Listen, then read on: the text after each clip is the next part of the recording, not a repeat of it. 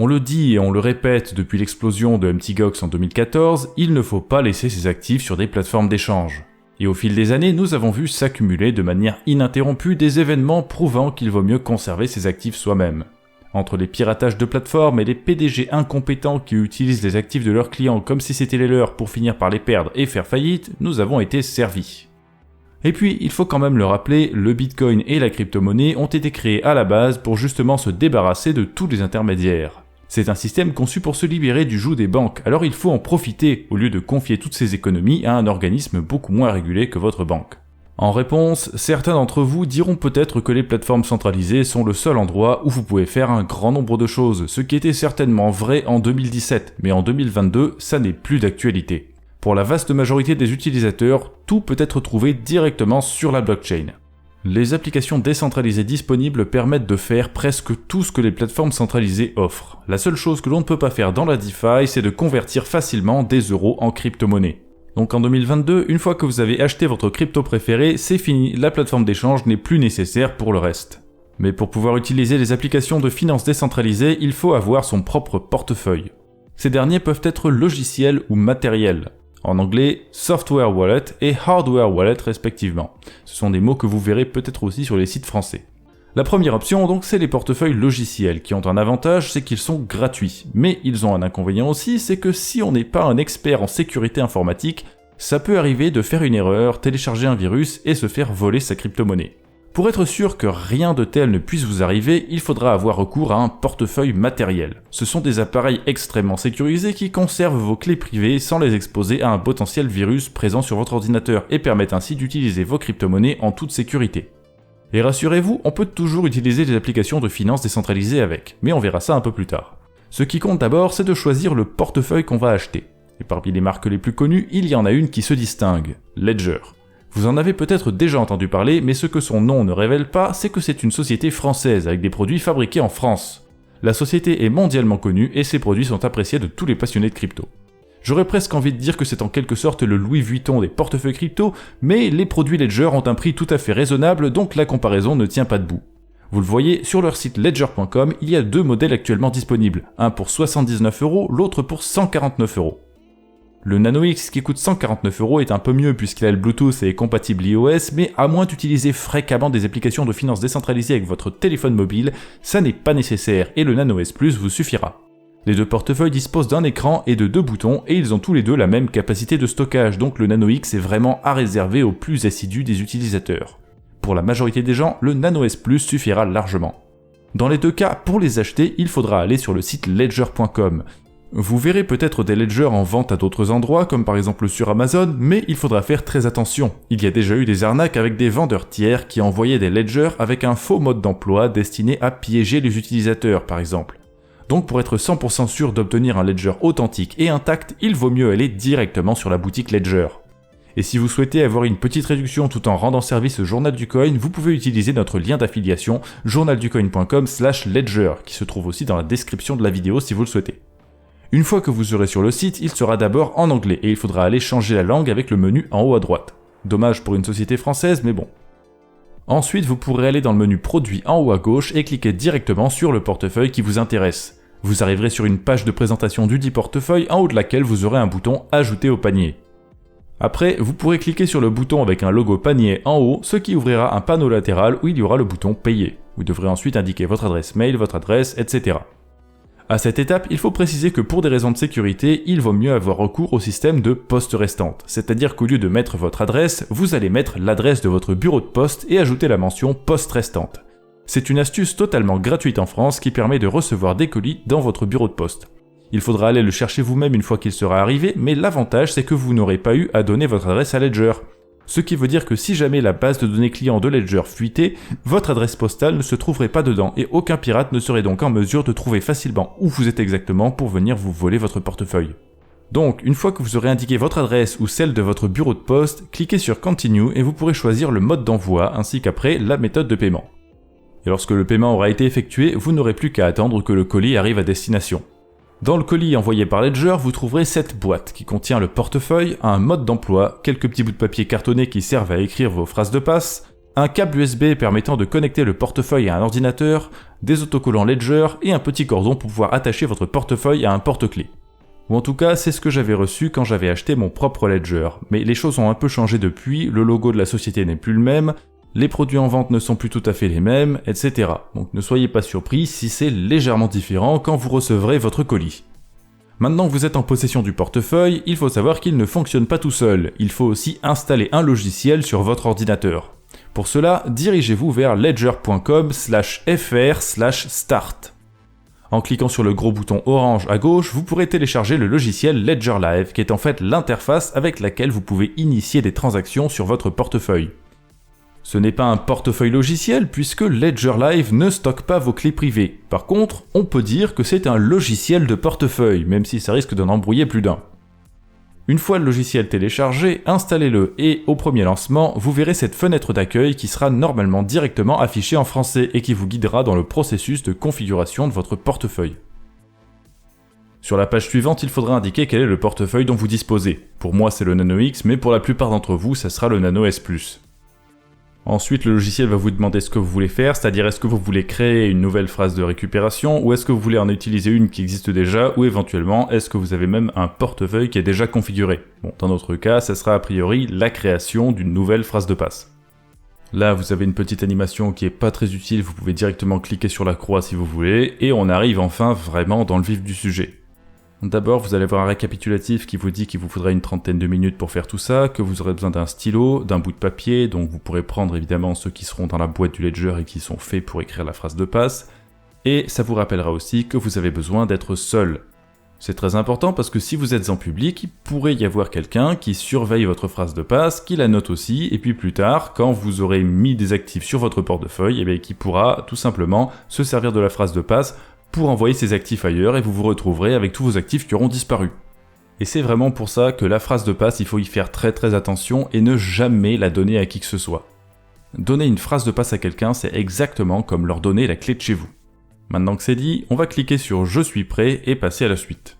Et sur Ledger Live, la première chose qu'on voit, c'est qu'il faut allumer le portefeuille en le connectant à l'ordinateur avec un câble USB, donc on va faire ça.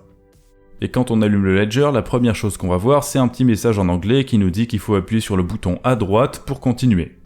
Ensuite, on nous explique en fait que droite et gauche servent à naviguer, que les deux boutons en même temps, quand on appuie dessus, ça sert à valider la sélection, et que quand on veut accéder au menu, par exemple pour éteindre le Ledger, il faut maintenir appuyé les deux boutons en même temps. Et une fois que vous aurez lu tout ça, il y aura une option Setup as New Device qui va apparaître, donc ce qui veut dire paramétrer en tant que nouvel appareil. Quand on clique dessus, il va nous demander d'abord de choisir un code PIN et on peut aller regarder sur Ledger Live, voir la suite des instructions. On est informé que le code PIN a entre 4 et 8 chiffres, qu'il faut le garder secret, qu'on doit le choisir soi-même, etc. Et du côté du Ledger, c'est assez simple pour choisir le code PIN, il va falloir simplement sélectionner le chiffre qui vous intéresse avec les boutons gauche et droite, et puis quand vous l'avez trouvé, vous appuyez sur les deux boutons en même temps et vous passez au suivant. Si vous faites une erreur, c'est pas grave parce qu'il y a un petit bouton flèche vers l'arrière qui vous permettra de supprimer le dernier chiffre que vous avez entré, et quand vous aurez fini, il y aura un petit bouton spécial aussi pour valider le code PIN que vous avez entré. Ensuite, il faudra l'entrer une deuxième fois pour bien valider qu'il n'y a pas eu d'erreur, que c'est bien ce code PIN là que vous voulez, et on pourra passer à la suite. Sur le portefeuille, il y aura écrit « Write down your recovery phrase », donc écrivez votre phrase de passe, et du coup on va retourner du côté du logiciel pour voir ce qu'ils disent. Comme on a terminé d'entrer le code PIN, on va cliquer sur « Commencer » et on arrivera sur la fenêtre qui concerne la phrase de passe. Et encore une fois, on a une petite fenêtre simple qui nous rappelle les précautions qu'il faut prendre avec cette phrase de récupération. Sur la page suivante, comme avec le code PIN, il y a les instructions, donc il suffit d'écrire ce qui est indiqué là, et c'est précisément ce que je vais faire d'ailleurs. Et une fois qu'on a écrit la phrase de récupération quelque part, il faudra vérifier qu'on n'a pas fait d'erreur, donc le portefeuille en fait va afficher les mots qui sont présents dans votre phrase de passe, et il faudra les replacer dans l'ordre, les resélectionner, en cliquant simplement avec les boutons gauche-droite pour sélectionner le mot qui vous intéresse, et puis en cliquant sur les deux boutons en même temps quand vous avez trouvé celui qui correspond à la position qui est demandée. Ça va prendre un peu de temps parce que c'est compliqué de sélectionner le bon mot avec seulement deux boutons, mais vous allez finir par y arriver en à peu près une quinzaine de minutes. Après, quand vous aurez terminé, sur le portefeuille, il y aura indiqué que l'appareil est prêt, et du côté Ledger Live, on va passer à la page suivante en cliquant sur Commencer. On aura un petit rappel qui va nous dire qu'il faut cacher la phrase de passe, et ensuite une petite vérification pour s'assurer que votre portefeuille n'a pas été trafiqué. Pour le faire, il faudra valider la demande en appuyant en même temps sur les deux boutons sur le portefeuille. Et si tout se passe bien, l'application vous dira qu'il n'y a rien à signaler. Et enfin, on arrivera sur la page d'accueil de Ledger Live. Alors peut-être que vous aurez à accepter les conditions d'utilisation, mais il suffira de cliquer sur un bouton pour pouvoir utiliser le portefeuille. Et sur cette page d'accueil, le logiciel vous proposera immédiatement d'ajouter un compte. D'abord, il faudra choisir l'actif qui vous intéresse, donc en premier, on va prendre le Bitcoin par exemple, et puis il va falloir installer l'application qui concerne le Bitcoin sur votre portefeuille. Donc ça va se faire automatiquement, le logiciel va télécharger l'application et il va la mettre sur votre Ledger. Et quand l'application sera installée sur le portefeuille, il va falloir d'abord l'ouvrir en la sélectionnant avec les boutons gauche-droite sur le menu principal, puis en cliquant avec les deux boutons en même temps dessus. Et quand l'application aura été installée et ouverte, le logiciel va se synchroniser avec le portefeuille, puis il vous proposera de créer un nouveau compte en vous demandant quel nom vous voulez donner à ce compte. Parfois, vous avez un peu plus d'options, comme par exemple dans le cas du Bitcoin, où vous avez la possibilité de choisir Native Segwit, Segwit ou Legacy, mais bon, généralement, il vaut mieux laisser l'option par défaut. Une fois que vous aurez indiqué un nom et choisi l'option s'il y a la possibilité d'en choisir une, vous pourrez cliquer sur Ajouter un compte, et voilà, votre compte sera créé. À partir de là, vous pourrez avoir accès à toutes les fonctions plus avancées du portefeuille, envoyer, recevoir, acheter, échanger, etc. Alors comme on n'a rien sur ce portefeuille, on va commencer par recevoir des actifs, puisque peut-être vous avez déjà un compte d'une plateforme d'échange sur laquelle il y a des actifs que vous voulez faire sortir. En cliquant sur le bouton recevoir dans le menu latéral, on va nous demander d'abord quel est le compte qu'on souhaite créditer. Bon là ça va être le compte Ethereum 1 puisque j'ai envie de recevoir de l'Ether et pas du Bitcoin, et je vais cliquer sur continuer une fois que je l'aurai sélectionné. À ce moment-là, on a l'adresse de notre compte Ethereum 1 qui s'affiche et on peut cliquer sur le petit bouton juste à côté pour la copier très facilement. Mais là, il faut faire très attention, parce que si votre ordinateur a été infecté par un virus, ça peut arriver, très rarement mais ça peut arriver, que le virus en question s'amuse à modifier les adresses qui sont affichées. Et c'est là que ça devient utile d'avoir un portefeuille matériel parce que le portefeuille matériel, lui, ne peut pas être impacté par un tel virus. Donc ce que vous allez faire maintenant, ça va être de regarder sur le portefeuille matériel, sur son écran, il va y avoir l'adresse qui sera indiquée aussi et vous allez pouvoir vérifier si c'est bien la même. Ce n'est donc qu'après avoir bien vérifié sur le portefeuille matériel que l'adresse est la même, que vous pourrez sereinement cliquer sur le bouton copier pour aller coller ça sur une plateforme d'échange et retirer vos fonds. Donc là de mon côté c'est fait, j'ai copié l'adresse, je l'ai collé, j'ai initié le retrait des fonds, maintenant je vais cliquer sur terminer puisque je n'ai plus besoin de cette fenêtre et je vais aller cliquer sur portefeuille pour voir l'évolution de mon portefeuille et voir les fonds qui arrivent dessus. Et là, on peut voir que la transaction a déjà été confirmée, que j'ai mes à peu près 60 $ d'ETH qui sont arrivés et qui sont bien présents sur ce portefeuille. On peut voir qu'il y a donc un petit graphique en fait qui représente l'évolution de la valeur de votre portefeuille.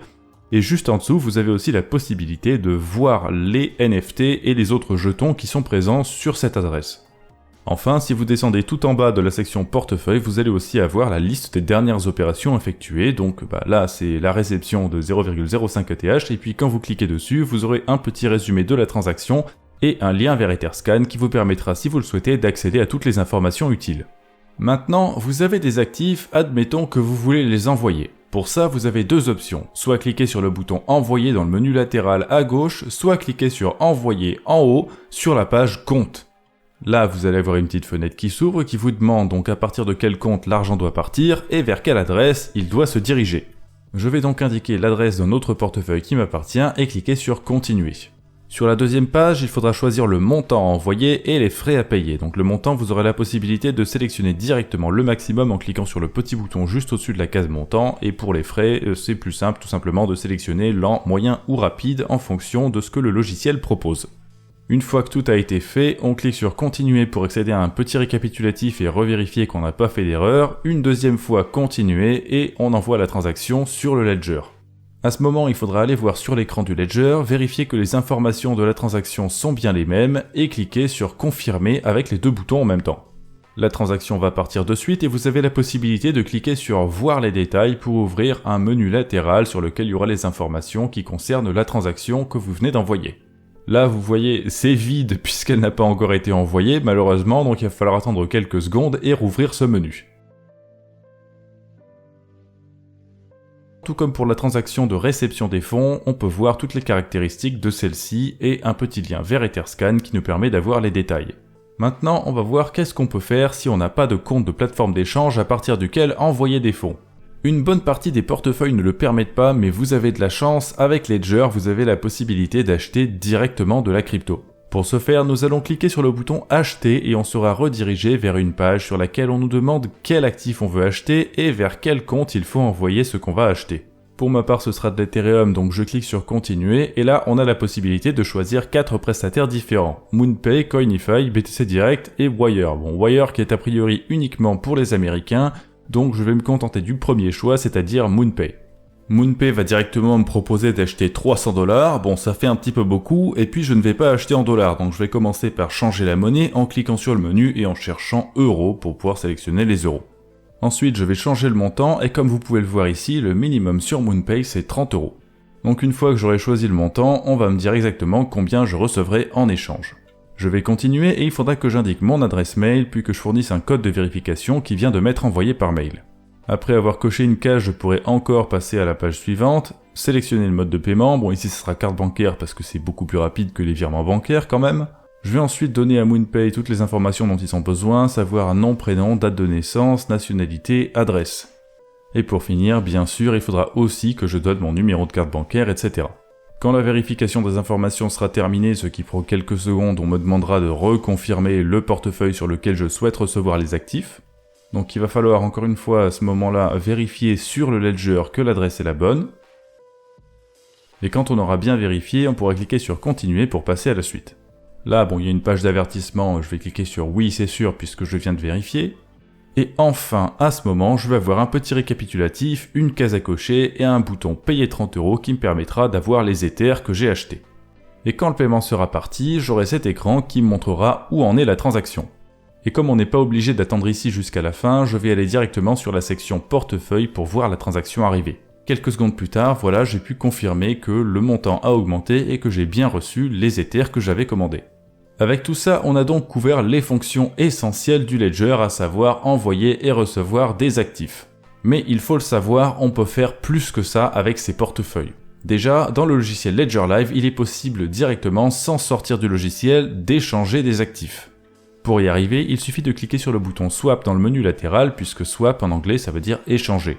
Il y a une case sur laquelle on demande quel actif on veut échanger, et une deuxième sur laquelle on demande quel actif on veut obtenir. Rien de très surprenant donc. Ensuite, c'est comme d'habitude, une fois que vous avez indiqué les montants, vous cliquez sur échanger, vous validez la transaction avec le ledger, etc. Ensuite, si on tourne voir le menu latéral, on peut voir qu'il y a aussi un bouton marché qui nous permettra d'accéder en fait à un classement de toutes les crypto-monnaies existantes, un petit peu comme CoinMarketCap et CoinGecko. Un peu plus bas, il y aura un bouton Discover qui vous permettra de découvrir des plateformes centralisées et des applications décentralisées fiables. Et presque tout en bas, vous avez un bouton Carte qui vous permettra d'accéder à un service de carte bancaire crypto. Le principe de ces cartes-là est assez simple en fait, vous allez ouvrir un compte donc pour avoir une carte qui sera reliée à un portefeuille crypto. Vous allez envoyer des actifs sur ce portefeuille crypto et quand vous dépenserez de l'argent avec cette carte, eh bien les actifs qui se trouvent sur le compte vont être convertis en monnaie fiat directement. Le problème c'est qu'en théorie c'est pratique, mais en France c'est pas pratique. Pourquoi ? Parce qu'à chaque fois que vous allez utiliser ces cartes-là, ça représentera un événement taxable et que vous allez devoir faire tout un tas de déclarations à la fin de l'année aux impôts à chaque fois que vous aurez utilisé cette carte. Donc vraiment, il ne vaut mieux pas s'en servir si vous voulez pas vous casser la tête. Ou en tout cas, il vaut mieux éviter si vous êtes résident fiscal français. Et avec ça, on a exploré presque tout ce qu'il est possible de faire avec l'application Ledger Live. Mais on n'a pas tout à fait fini puisque je vous le disais au début, il est possible aujourd'hui d'utiliser des applications de finance décentralisées avec un portefeuille matériel. C'est possible grâce au système Wallet Connect en fait qui est un standard qui a été développé pour que tous les portefeuilles puissent utiliser la même méthode de connexion. Comme ce protocole a été intégré à Ledger Live et qu'en 2022 la majorité des applications décentralisées permettent de s'en servir, vous pourrez utiliser les applications décentralisées avec votre Ledger. Donc pour vous montrer l'exemple, je vais faire une transaction avec Uniswap. Sur le site d'Uniswap, comme d'habitude, je vais cliquer sur le bouton pour connecter le portefeuille, sauf que cette fois-ci, au lieu de sélectionner MetaMask, je vais cliquer sur l'option Wallet Connect. La page me montre un code QR, mais c'est pas ça qui m'intéresse, donc je vais cliquer sur le petit bouton Desktop juste à côté pour obtenir la liste des portefeuilles qui sont compatibles, et dessus il y a Ledger. Il va y avoir un lien Ledger Live qui va s'ouvrir, donc il faudra rediriger vers l'application et cliquer sur Ouvrir le lien. Et quand on ira regarder sur l'application, on aura une petite fenêtre qui va nous demander avec quel compte il faut se connecter. Donc je vais le sélectionner, cliquer sur continuer et c'est parti, je serai connecté avec ce compte-là à Uniswap. Maintenant je vais pouvoir retourner sur le site internet et je verrai en haut à droite un petit logo Wallet Connect avec l'adresse de mon portefeuille qui s'affiche. Sauf que là, qu'est-ce qui se passe quand je clique sur Wrap pour emballer de l'Ether? Eh bien en apparence, il ne se passe rien. Pourquoi? En fait, c'est parce que la suite se passe sur l'application Ledger Live, donc il faut cliquer dessus pour qu'elle revienne à l'écran. Et là, on va avoir la même fenêtre qu'une transaction classique qui s'affiche, sauf que le montant sera déjà rempli, vous n'aurez qu'à sélectionner les frais. Une fois que j'aurai choisi les frais de transaction, je clique sur continuer, et qu'est-ce qui se passe? Encore rien du tout. Cette fois-ci, c'est parce qu'avant de partir sur les applications de finances décentralisées, il y a une option particulière à activer sur votre Ledger. Si vous faites comme moi et que vous n'allez pas regarder, ce qui va se passer, c'est que le Ledger va vous indiquer qu'il n'a pas le droit de signer les transactions à l'aveugle. Et les transactions à l'aveugle, en fait, ce sont toutes les transactions que vous allez faire sur des applications de finances décentralisées quasiment. Pourquoi on dit à l'aveugle? En fait, c'est tout simplement parce que le Ledger ne va pas pouvoir voir ce qui se passe dans la transaction. Tout ce que le Ledger est capable de voir, c'est la demande de sortie d'un certain montant, mais ensuite il n'est pas capable de comprendre ce qui se passe dans l'application décentralisée. Votre Ledger, il peut vous protéger en limitant la quantité d'actifs qui vont sortir de votre compte, mais une fois qu'ils sont sortis, il ne peut plus rien faire pour vous. Le portefeuille est incapable de voir si par exemple l'application décentralisée que vous vous apprêtez à utiliser a été mal codée et va perdre vos fonds. Voilà pourquoi ces transactions ne sont pas possibles par défaut. Mais à partir du moment où vous utilisez des applications qui ne sortent pas de nulle part, normalement vous ne devriez pas avoir de problème.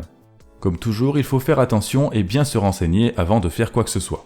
Maintenant que vous savez ça, ce qu'on va faire, c'est activer la possibilité de signer des transactions à l'aveugle. Donc là, c'est très simple, on va aller manipuler directement le Ledger, on va ouvrir l'application Ethereum, on va aller sur Settings avec les boutons latéraux, on va ouvrir les paramètres en cliquant sur les deux boutons en même temps, et on va tomber sur l'option Blind Signing de suite avec écrit Disabled en bas de l'écran. Vous allez appuyer sur les deux boutons en même temps, et à la place de Disabled, il y aura Enabled qui veut dire activé. Après ça, vous n'aurez qu'à sortir du menu paramètres et vous pourrez faire vos transactions comme vous le voulez avec des applications de finances décentralisées. Je précise juste que dans mon cas, pour que ça fonctionne bien, après avoir changé le paramètre, il a fallu que je débranche et que je rebranche le portefeuille. Rien de dramatique, mais au moins vous êtes prévenus. Et au final, j'ai donc pu effectuer mon échange entre de l'Ether et de l'Ether emballé sur Uniswap directement avec un Ledger. Maintenant, nous arrivons à la fin de cette vidéo, donc j'espère que vous avez tout ce qu'il vous faut, autant pour conserver vos actifs en toute sécurité que pour évoluer dans l'univers de la finance décentralisée. Et n'oubliez pas que nous avons un lien d'affiliation dans la description de la vidéo qui vous permettra d'obtenir une petite réduction sur votre commande si vous achetez un Ledger. Sur ce, bonne chance dans vos investissements et j'espère qu'on se reverra très prochainement sur YouTube ou sur le site journalducoin.com.